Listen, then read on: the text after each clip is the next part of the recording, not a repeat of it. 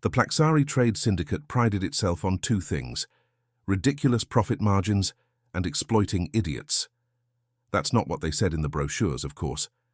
There, it was all about galactic innovation, multi-species synergy, and vibrant interstellar opportunity. But if you peeled back the sleek branding and platinum holo ads, you found a group of smug, three-eyed amphibians who thought the galaxy existed to be upsold. And Earth? Earth was new money, fresh into the Galactic Economic Compact, shiny-eyed, overeager, the kind of species that walked into the trade hall still reading the pamphlet upside down. Easy prey. Javix, lead merchant of the syndicate's flagship Starport, Veltraxis Prime, sat reclined in his gravity-adjusted hover chair, sipping a fizzy blue import drink and watching his profit dashboard light up like a warp flare. "Another Terran just bought a level 3 quantum router at full markup," said his assistant, skimming the latest transactions. "Didn't even negotiate. Paid in advance." Javix snorted. "Fool. Those Earthlings have no concept of value. I bet they think magnetic flux harmonizers actually do something. They think the express galactic transfer fee is mandatory." Javix wheezed. "Oh, it's going to be a good quarter." On Earth, inside a workshop that used to be a dentist's office, Simon Webb stood over the quantum router in question. He was a short, sarcastic former engineer with a caffeine dependency and a grudge. His shirt said, "Never trust a brochure," and his lab was filled with broken appliances, loose wires, and enough profanity to power a small moon. He held the device up to the light. 3,000 credits, he muttered. "For this?" He poked it. The casing wobbled. He opened it. The insides were an insult: sloppy wiring, standard emitter coils, and, Simon squinted, an actual piece of hot glue holding down the motherboard. "They sold me an interstellar toy," he said out loud, "for the price of a Star Cruiser's nav suite." Behind him, his friend Rory peered in. "Still mad about it?" "No," Simon said, carefully taking out the core chip. "I'm about to get even." 2 hours later, Simon had a complete schematic mapped, a list of components drafted, and a very aggressive business plan scribbled in Sharpie on a pizza box. Rory blinked. "You're serious?" Simon was already assembling something new. "They scammed the wrong species," he said. "We invented knockoffs before we invented ethics. This thing's getting the full Terran treatment. Optimized, weaponized, monetized. Is that a soda can you're using? Carbonized titanium blend. Cheaper, stronger. Also, it makes a satisfying crunch when it works." On Veltraxis Prime, Javix was laughing over a new invoice when his assistant paused, datapad flickering. "Sir, something weird just happened." "What?" "One of our quantum router orders. Cancelled. Mid-transaction." Javix frowned. "Impossible. That tech's exclusive. Where else would they—" "Sir, there's a new listing on the TradeNet." The assistant turned the pad. There it was. Quantum X1 router. Human-made. 1/5 the price. 5 times the performance.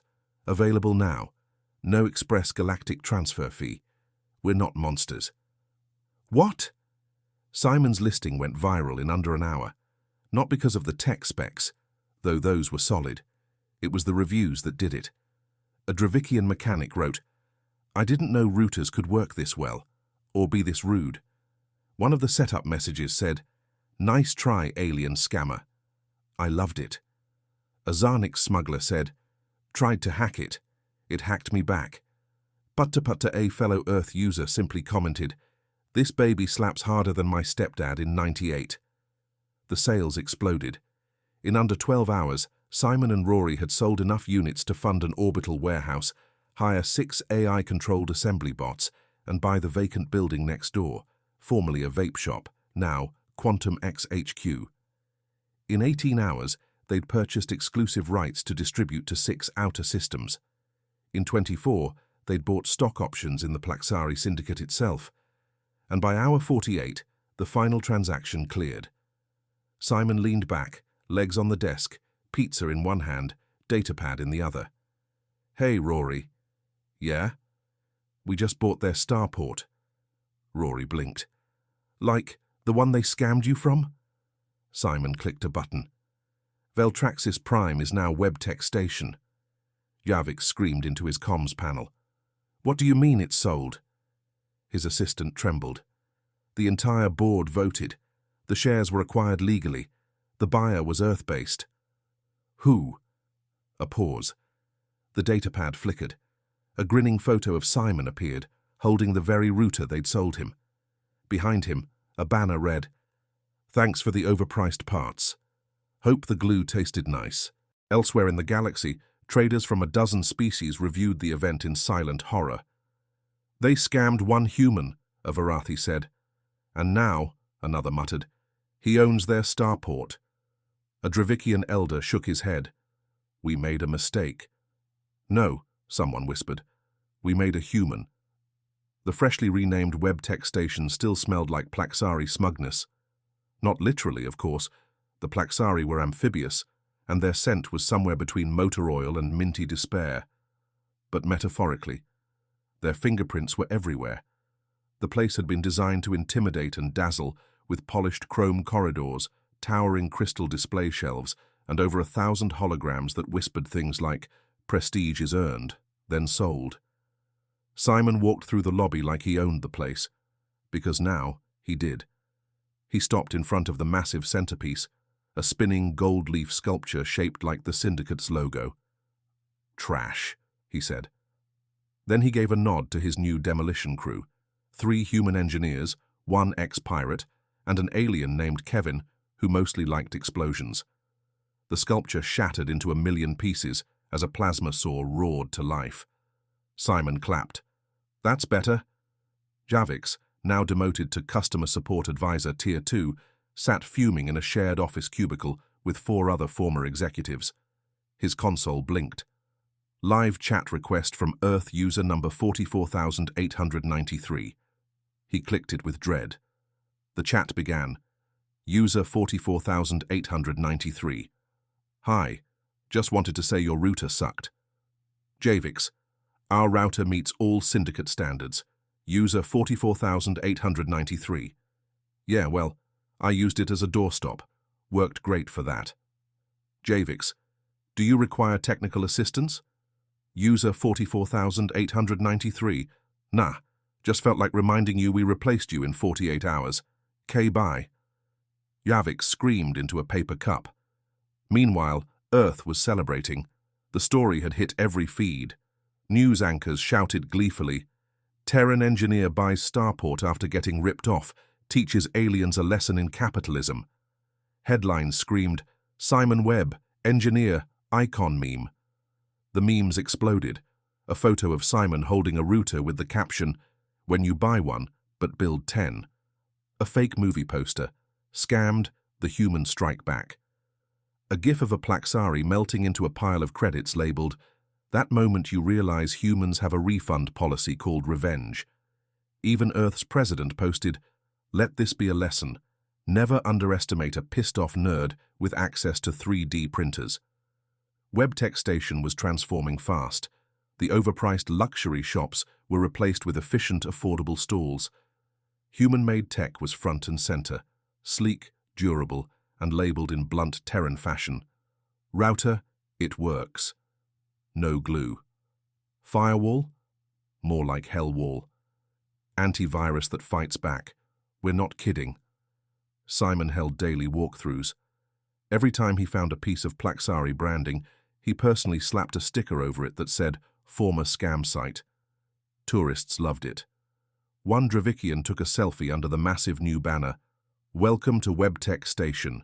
No BS, just tech. The traders weren't taking it well.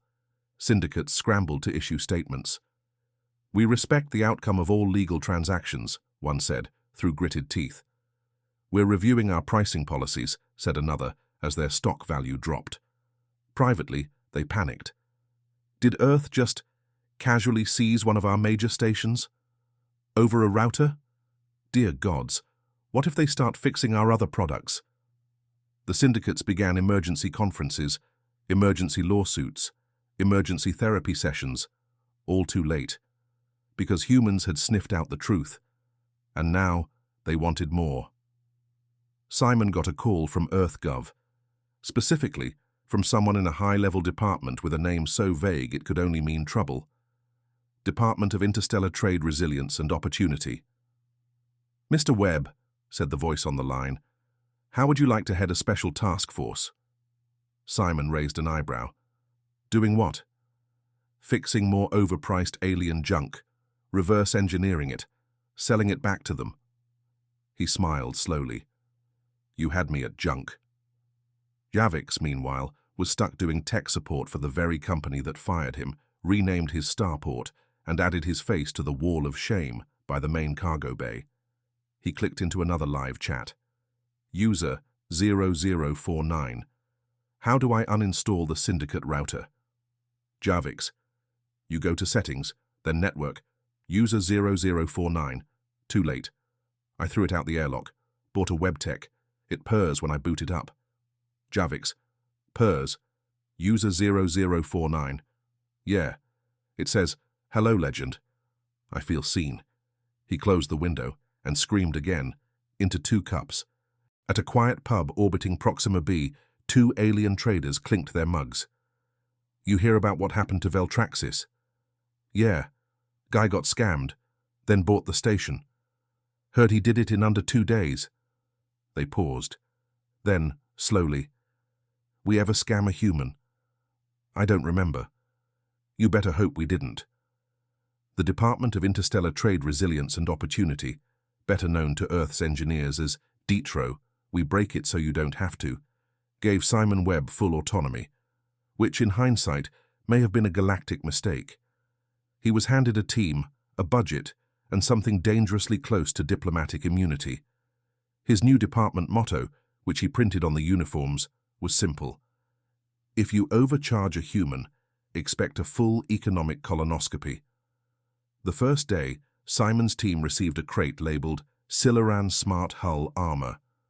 Market value, 40,000 credits per panel. Claimed features, self-healing, adaptive resistance, organic thread weave, ultra-rare minerals. Simon pulled it apart in 30 minutes. "Guys," he said, holding up a brittle sheet, "this is recycled cargo netting. They just painted it with heat-resistant slime." He flipped the label over. "Made on Earth," it read. There was silence. Then a slow, mutual realization. They were getting scammed with their own garbage. "Okay," Simon said. "Let's play dirty." That same night, the Quantum X team uploaded the first teardown video, shot in high definition, subtitle ready for alien systems, titled, "We bought $40,000 armor and hit it with a stick." Thumbnail, Simon in safety goggles, about to smash the armor with a wrench. Caption, "You won't believe what's inside." The view count exploded.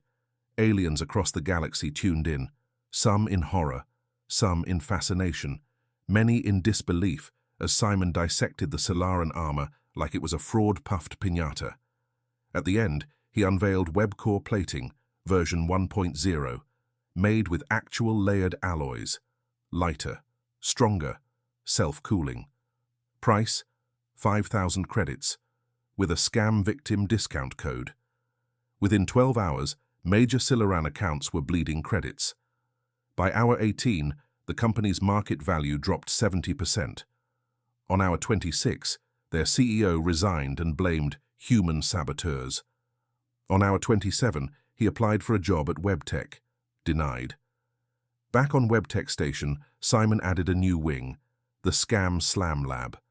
It featured a teardown zone, a live feed disassembly bay, and the wall of deceit, filled with the worst alien tech scams, now fully broken down and annotated. Tourists could watch human engineers break overpriced alien gadgets live while eating popcorn. It became the most visited attraction in 3 sectors. Javix, still in customer service hell, had developed a twitch. He answered calls from increasingly bitter ex-syndicate customers. User 811, "My Siloran armor melted in the rain." Javix, "That's a known issue." User 811, The web core rep said to tell you, thanks for the slime formula, with a middle finger emoji. Javix, please hold. He didn't put them on hold. He simply walked out of the booth, screamed into a third paper cup, and walked back in. The other syndicates were panicking. Their internal reports were bleak. Human teardown units now active in 6 systems. Consumer confidence at all-time low. Galactic Reddit compiling top 10 alien scams humans destroyed. One desperate council convened in a luxury station orbiting the Kuvarian belt. We need to stop them, barked Trade Lord Hexcran. They're embarrassing us in entertaining ways. They turned our business model into content. A Zarnix merchant whimpered. We can't compete with their refund policy. Humans don't issue refunds, someone muttered. They issue vengeance. Earth's government remained hilariously hands-off. One senator was asked on a galactic stream whether Simon's growing influence constituted economic aggression. He shrugged. He's not part of our military. He's just an angry engineer with a budget and emotional damage. The crowd laughed. A week later, Simon dropped another product, Void Cleaner EX, a vacuum module that not only cleaned better than the Plaxari's flagship unit, but also screamed motivational quotes when activated. User feedback? October 10th, cleaned my floors and helped me through a breakup. Meanwhile, at WebTech Station, a new class of alien engineers had arrived, voluntarily. They came not to sabotage, but to learn. They called themselves the Fixers Guild. A diverse bunch, Vernaxians, Dravicians, even a few ex-Silaran techs. Their mission? Learn how humans reversed scams so fast. Study the teardown methods. Master the Webbian efficiency curve. Simon met them in the conference hall. Welcome, he said, flipping a broken alien tablet in one hand. Today, we're teaching Module 1. You can't scam someone who laughs when you try. They scribbled notes like students at the feet of a prophet. The syndicates began closing shops. Several merged. Others tried to copy Earth's transparency model, only to get roasted when their honest pricing still included oxygen fee and anti-rust subscription. It was over. The age of the galactic upsell was dead, and a Terran engineer with a pizza-stained whiteboard had killed it. Simon stood on the command deck, staring down at the planet below. Rory stepped up beside him. Think they'll come after you? He asked. They already did, Simon said. With routers. Rory grinned. Fair. A pause. You know what I like best about all this? Rory said. You didn't just win. You made them admit you were right.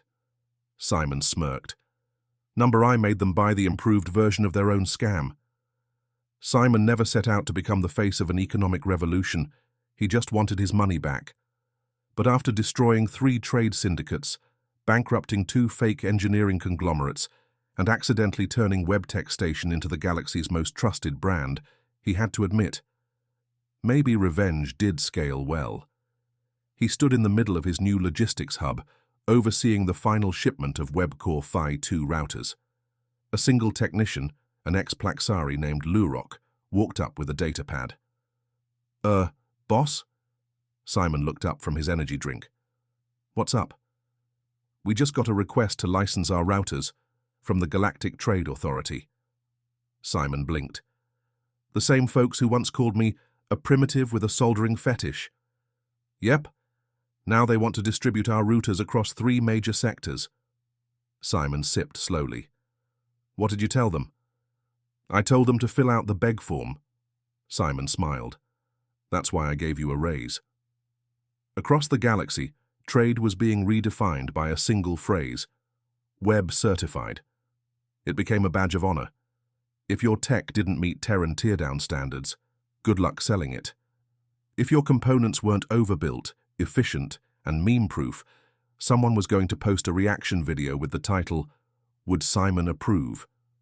Which, incidentally, was now a full sub-channel. There were even bobbleheads. The old syndicates were fractured. Their sprawling operations, once protected by price obfuscation and shiny marketing, collapsed under the weight of expectations. Aliens didn't want vague promises anymore. They wanted receipts. They wanted the no-glue guarantee. They wanted packaging that didn't say Ultra Quantum X and instead read, "This works. If it doesn't, tell us and we'll cry together." Which is exactly what the WebTech label now said. Rory didn't believe it when Simon approved that tagline. "People will think we're joking." Simon replied, "We are joking, but the product still works. That's the difference." Back on Earth, a high-level Galactic delegate met with President Hargrove. We are unprepared for this," the ambassador stammered. "This human capitalism, it's like war." "But with spreadsheets." Hargrove nodded. "We warned you. We thought your engineers were harmless." "Yeah," she said, "they are, until you give them motivation." She leaned forward. "And then they start building empires." Javix had changed. The last of his arrogance burned away sometime between the 5th refund request and the 3rd time someone recognized him in public and shouted, "You got webbed." He now managed a kiosk. It sold webcore accessories. Legally. The humiliating part, they were good. Better than anything he'd ever approved in his old syndicate days. One day, a human walked by, sipping coffee, and stopped. Simon. Javix flinched. "Here to mock me?" Simon raised an eyebrow.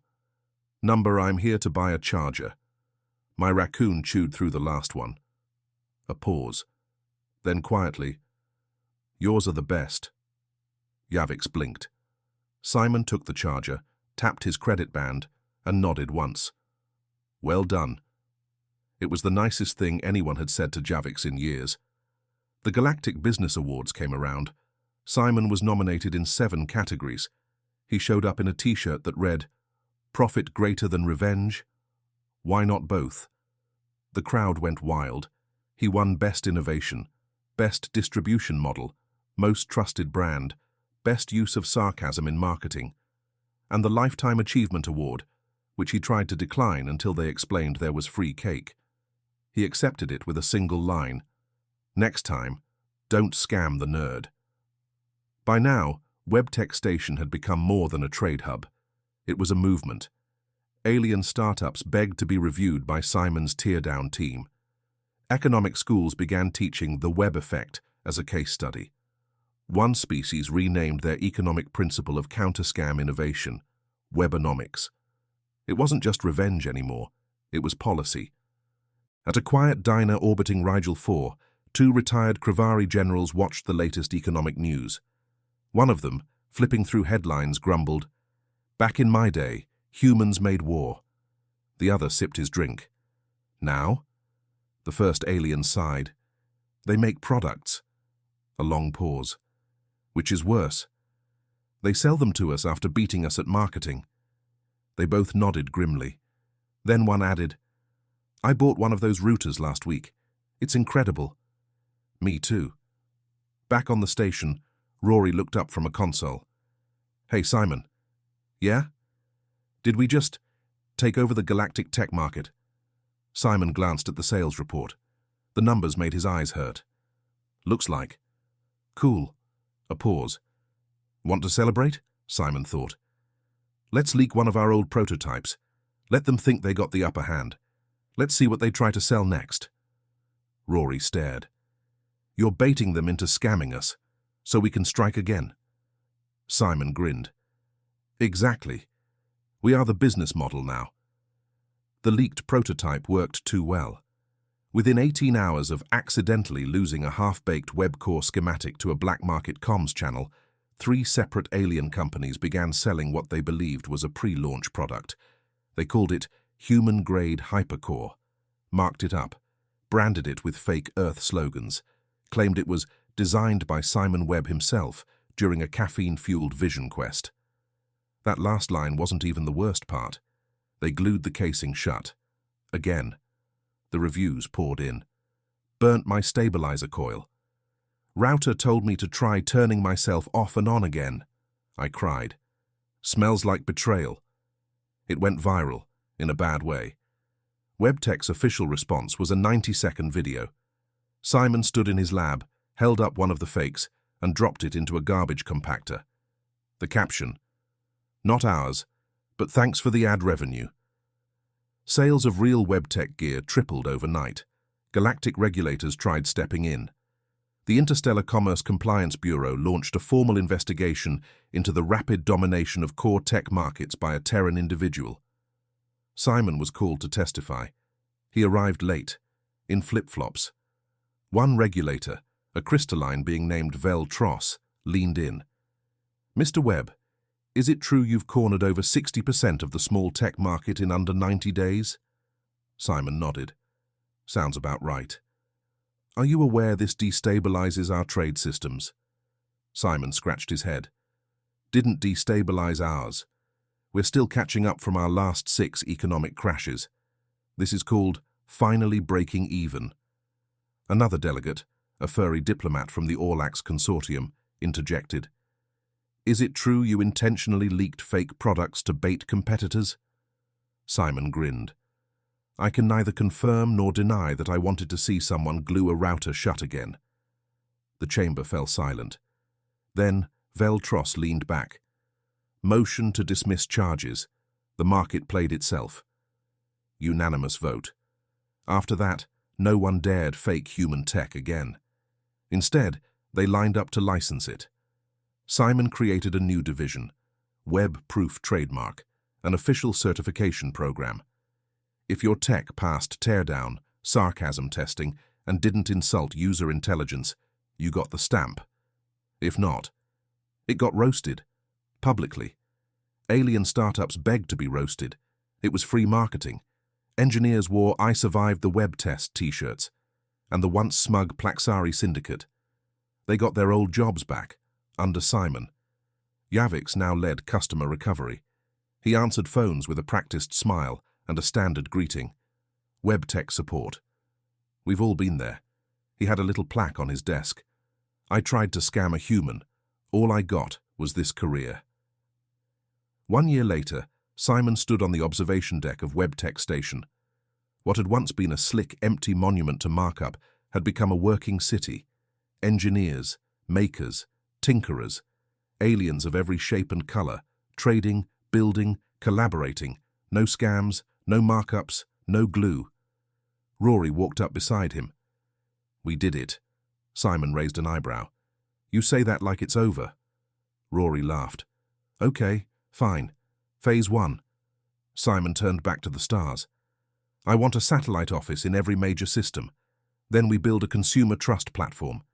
Teach other species how to build and tear down their own tech. Open source the knowledge." "You want to make yourself obsolete?" Simon grinned. "I want to make scams obsolete." Elsewhere in the galaxy, a young alien engineer watched an old Simon video. It was the one where Simon built a router from scratch using nothing but recycled parts, duct tape, and spite. The caption read, "They overcharged us, so we over-delivered." The alien blinked, then stood, and began building. The human empire didn't start with war. It started with a receipt, with one man who got scammed and said, "No," and meant it.